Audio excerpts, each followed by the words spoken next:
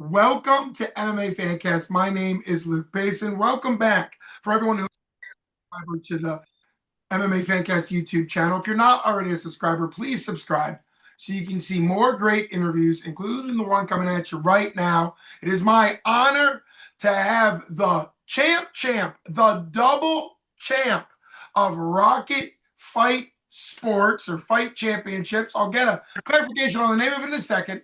The double Rocket champion at Pro 155 and Pro 170, having just won the 170-pound belt to make himself a double champ, Chris Rocket Rollins. Welcome back to the show. Hey, brother, thanks for having me on, man. We've been staying in touch since the first time I met you, and it's been an honor to watch you keep on giving all these other fighters a platform and myself to keep on talking.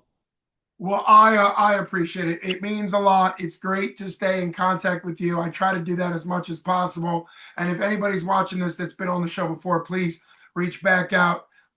Rocket, it's incredible having you on the show. Please clarify, because I was trying to read it off your beautiful belts there. Please clarify the name of your organization that you both promote and fight in, and then we'll get to your most recent championship win.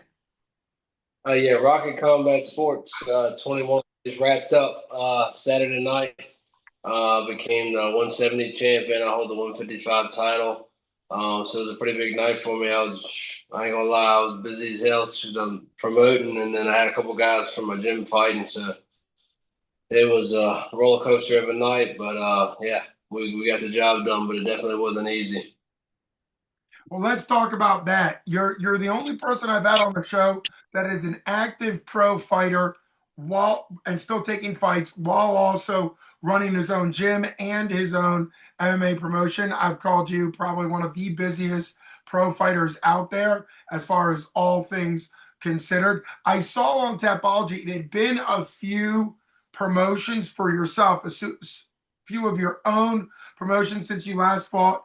Could you please describe a little bit the difference in busyness between when you're just being the promoter and when you're also fighting on the same card? Like which one do you prefer?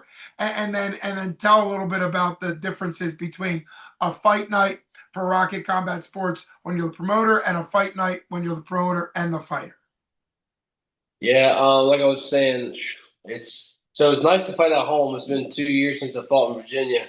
So I've been going to everybody's backyards from previous fights, West Virginia, going to Pittsburgh, Maryland, wherever. So it's nice fighting at home, but when it comes with that, it's more more pressure as far as like people want to come out tickets and then promoting the card itself.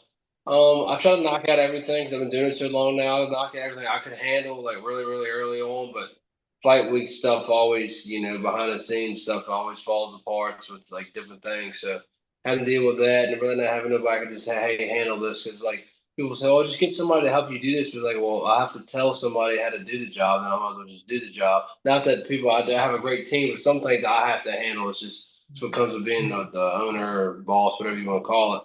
So it's like, yeah, a lot of that. So I really fight, so I'll make sure I take care of everything. Rocket Combat Sports 21.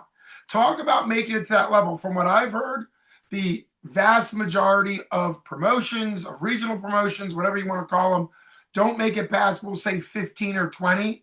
What do you think the learning curve is, and why do you think a lot of, you've already obviously made it, but why do you think a lot of regional local promoters don't make it past that, like, 15, 20 mark event wise?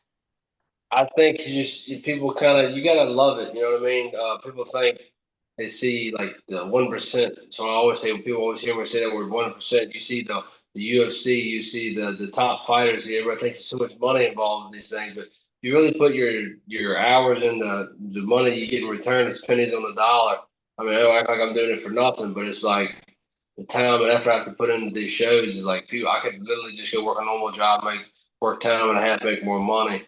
And then I would say once we started ours, we started in 2019, and we did our third show, and it was like we were booming, and then COVID hit.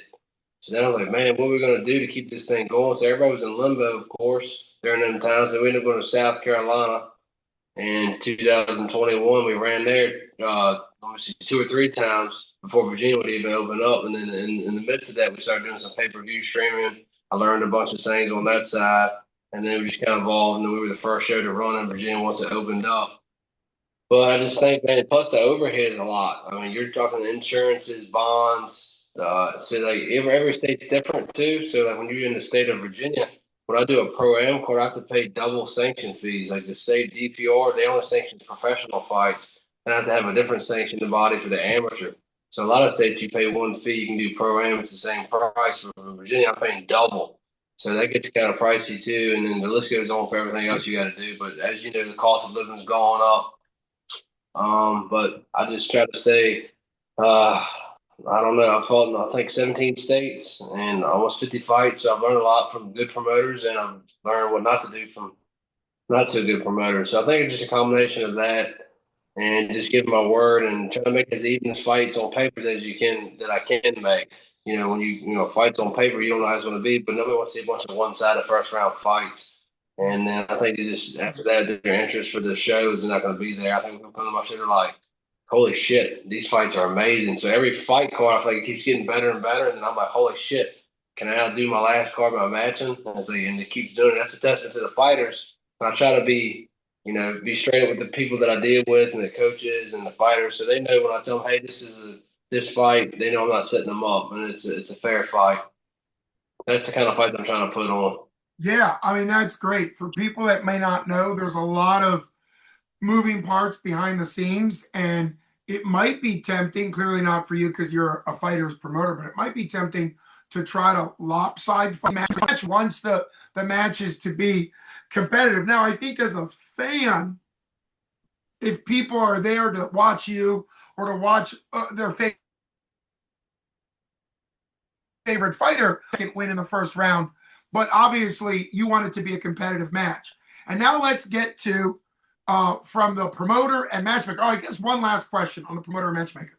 How Yeah. is it doing both? Because I've definitely seen promoters that are not the matchmaker. They have like a specialty focused on matchmaking. I've seen some promoters do both. So what in you makes you want to do the matchmaking and the promotion, or do you have somebody helping you with matchmaking as well? To be honest, I do all the matchmaking 100%.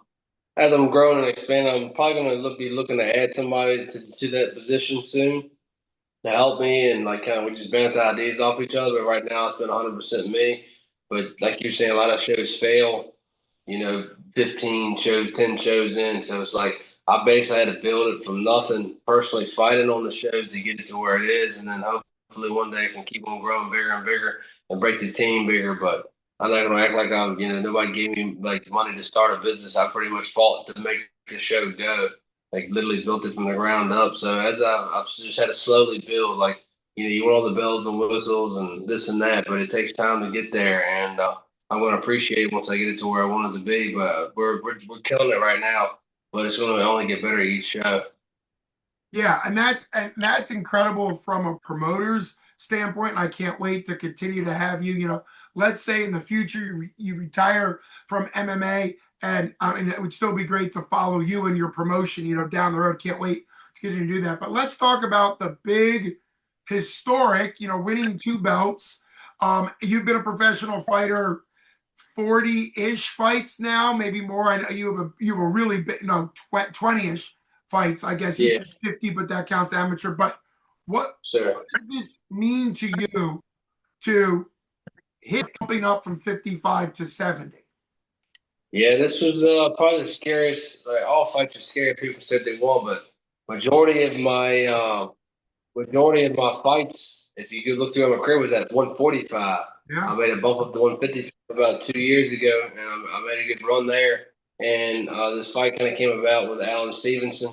We actually were training partners in 2012 and 13 together, and he was a 155-pound champ as an amateur. I was a 145-pound champ. So he's like, "Hey, I seen him make a post on Facebook like I'm trying to fight this summer." And I was like, well, shit, I'm trying to get a fight. And we talked about it. And he was like, hey, man, he can't make 155 anymore. So I was like, you know what? It'd be intriguing for me to go 170 to take this fight.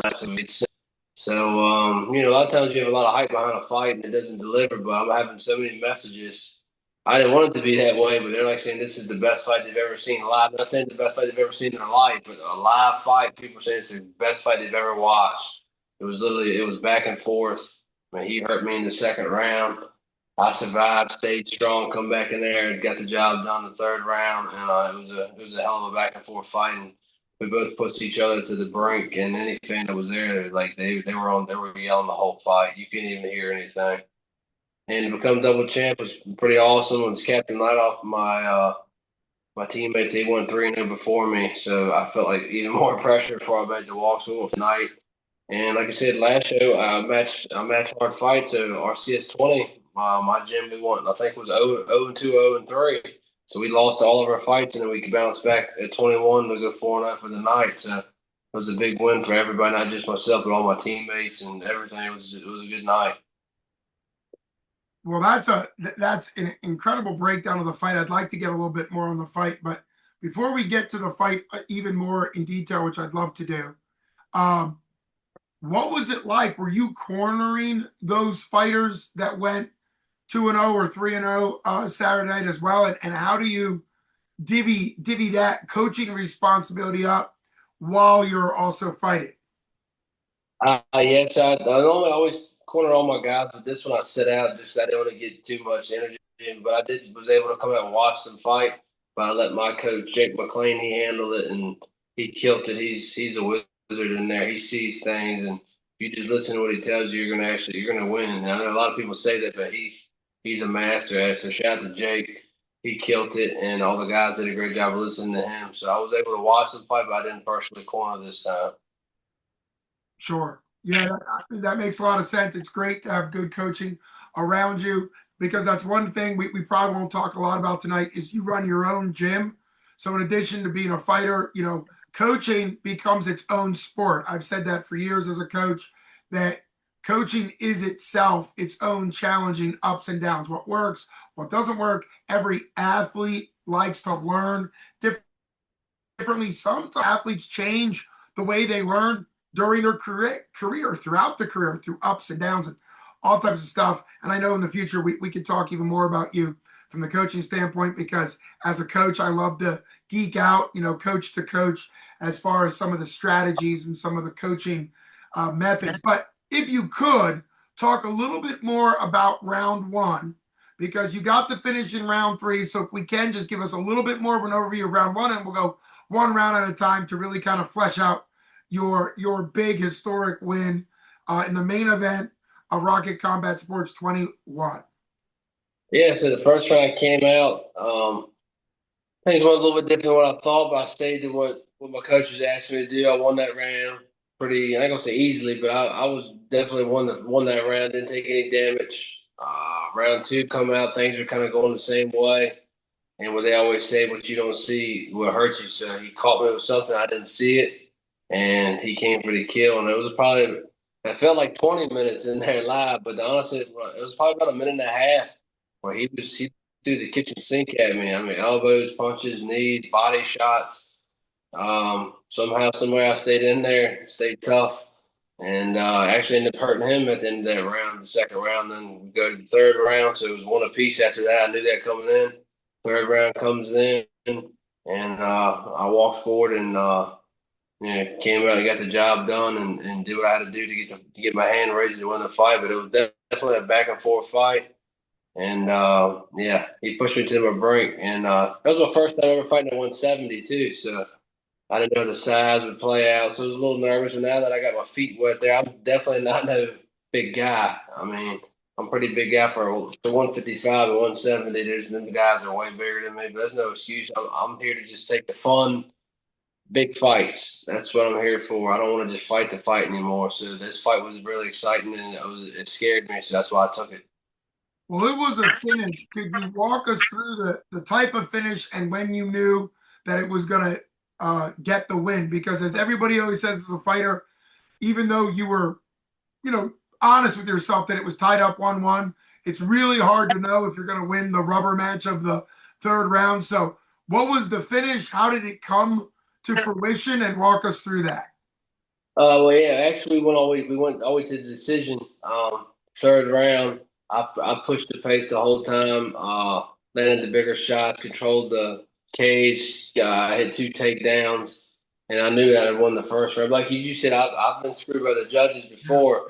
So the judges, they scored at 29-28 across the board, and gave me 2 rounds, giving him the second round. He did do a lot of damage in the second. It's hard to get people out of there. Well, that makes a lot of sense. Sorry, I read a lot of results of fights, and I thought you had got it finished in the third round. But like you said, you kind of did you did win the fight in the third round because it was 1-1. So you're either going to win it or lose in the third round.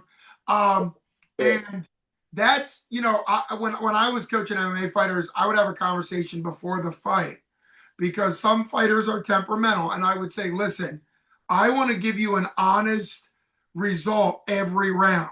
Like, I want to tell you, hey, you didn't win that round or it was close or you're probably 1-1 or 0-1. I'd always be honest. But I did have some fighters tell me, like, no, you need to lie to me. I want to think that I've won every round because mentally they don't think they'd recover well. Which again, part of being a coach and part of being a good corner is you got to find what works for your fighter. But with you being a promoter, a fighter, and a coach, are you able to be kind of analytical when you're in there and kind of know, okay, you're still fighting, but you're also kind of knowing, yeah, this is going my way, this isn't going my way, or do you kind of let your coaches in the corner coach you up because you're also a fighter at that time? Like, how do you manage coaching yourself, or do you give it over to your coaches so that you can just focus on fighting? Yeah, I let Jake keep it real with me. He always keeps it 100% with me. But as I'm fighting, I've done it for so long. So that fight IQ, Yeah. but my fight IQ is really, really high. So I can kind of gauge where the fights are, what's going on, just because I've been there for so long. I can hear the corners. I know, like, if I won a round, like, if I won, if I didn't. So I knew when I came there, I was like, I just got to get it recover down. The doctor actually came in between the rounds too. Was like, he wanted to make sure I was okay. So I was like, before you come to me, I was like, hey, this is the date. This is where I'm at. Fighting here. I graduated here in 2008. Cause I actually fight at the high school that I graduated from. Mm, So I saw all that for in the midst of kind of recovering between. So it's like, this is a fight IQ, being comfortable and uncomfortable. I think that just comes from years of experience, reps and reps of fights, and just been all over. So I was able to stay really, calm and relax in a bad situation. yeah, yeah, and that goes a long way. Like I said, we could talk a lot about what happens in the corner, but there's been, I forget which, I think it was an Anthony Joshua fight. There was a pro boxing fight a couple years ago where this really well-known heavyweight boxer kind of ignored the ref asking him to answer questions, and then the ref, of course, called it off, and then he acted like that was a shock. For people that may not know, it is extra pressure, as a coach or as a fighter, when a referee or a doctor or somebody who's an official comes over to the corner, you kind of have to stop. And I always focused on the coaching, but you kind of have to stop the coaching side, because if the doctor's asking you questions, if the referee's instructing about whatever, you got to give that the focus. And obviously you were okay mentally, you were able to answer all those questions. But for people that may not know, you're a professional enough, very experienced, to know that, like, that becomes the most important thing, to say that you graduated there, what year, what date, all that stuff, because that's the safety aspect of MMA, unlike a street fight or a bar fight, anything like that. And people sometimes say, oh, it's just like a street fight. Well, no, it's not, because there's rules, like you said, sanctioning body, a doctor ringside, which you mentioned a doctor, an ambulance. I was at a fight once where, for whatever reason, the ambulance had to leave on a call. And obviously, we just had to sit there, and that's a promoter thing that as a promoter, you have to secure all this stuff. So even though it sounds a little odd, to me, that shows that you run a great promotion. And hats off to the doctor and everybody involved. You're just a fighter at that point. Yeah, you might be the guy paying the bills and hiring them, but they're there to keep you and everyone else safe. But mentally, I think that's a big thing. I've seen some fighters sometimes, it's pressure, kind of freak out if a doctor is asking them questions, or if a ref is talking about, I might be stopping it, if you don't do this or that. But you obviously showed the experience to be able to answer and get refocused for the last round. So I guess the big question to end on is, what is the highlight? What's the takeaway? We see the 2 belts. It's an incredible accomplishment.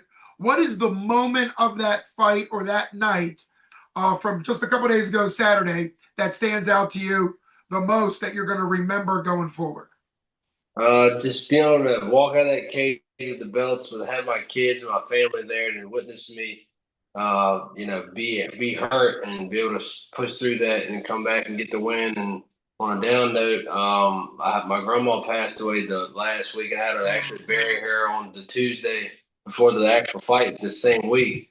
So I was like, "There's no way." It sounds crazy, but in the midst of me getting hit in there, I'm like, "Man, I cannot go." Like I can't go down right now. Like everything I've been through in life. Like I'm really thinking that while the fight's won the second round. So I don't know what it was, but I pushed through and came back and just built out the memories with my family and my kids. And it's probably the best I've ever had as a fighter in my career. Just because it was at home and it just meant so much to me on a personal level. Every win's I always say you're always gonna, and not take away fighting, but you're gonna lose more things in life than you're ever gonna win. To Mm-hmm. the hell people you love. So like, when you do win, you need to enjoy it. And early on, I never enjoyed it. So I'm just really blessed. But I can honestly say, like, oh, maybe it's because I'm getting old, but I'm very thankful just to interview with you and still be able to do this. I'm almost 36 years old, and I'm just going to enjoy this win and just be happy about it. It's Well, I always think like that you're always looking at what's next, or if you lose, I got to come right yeah, back. Win what's bigger, and you always chasing the next bigger thing. You never enjoy right now. So right now, I'm really enjoying this. I've had like 2, 3 title fight offers. The list goes on. I'm like right now for this week only, I'm just gonna relax, eat some food, spend time with my kids. They got football starting now, like for a little practice. So I'm just gonna enjoy that, and then I get back to like you say, I run the gym promotion. I'm a fighter. I live yeah. and breathe it, but I'm gonna take a couple of days and just soak this in and enjoy it. And I appreciate you making the time for me. Well, I appreciate you coming on. I mean, so recent to your big fight. I love doing the post fight sometime within the first week after Yeah, your win. So it was great to make it work. Your schedule's very busy. I am pumped to see you continue to get better and accomplish this and have a little small part to be able to have you back on the show. I always like to say it, Champ, the Champ. So you have been listening to the Champ, Chris Rocket Rollins with Luke Bass on MMA Fancast, the double champ. It's been great having you on the show. Thanks so much. Congratulations to you winning 170-pound professional belt for Rocket Combat Sports at Rocket Combat Sports 21, your own promotion. Congrats again. And just a huge congratulations to you. Can't wait to have you back on in the future. The double champ, Chris Rocket Rollins. Take care. thank you. You got it, brother. Appreciate you. I appreciate you. Thank you, man. I'll be in touch with you in a couple of weeks. Okay. Yep. You do that. That'll be great. Yeah, because I don't want to talk about it on there, but I think.